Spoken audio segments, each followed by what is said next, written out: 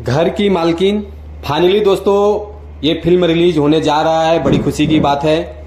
आप लोग वीडियो में बने रहिए। आज हम इसी फिल्म के बारे में आप लोगों से बात करने वाले हैं।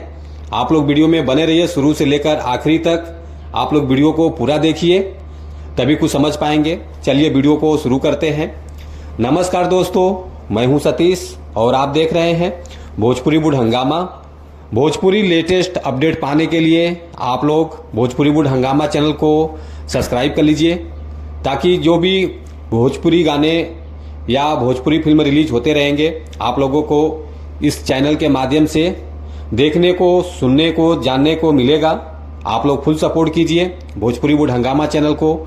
चलिए वीडियो को और आगे बढ़ाते हैं। आज हम जिस फिल्म के बारे में आप लोगों से बात कर रहे हैं, फाइनली एक फुल फिल्म रिलीज होगा।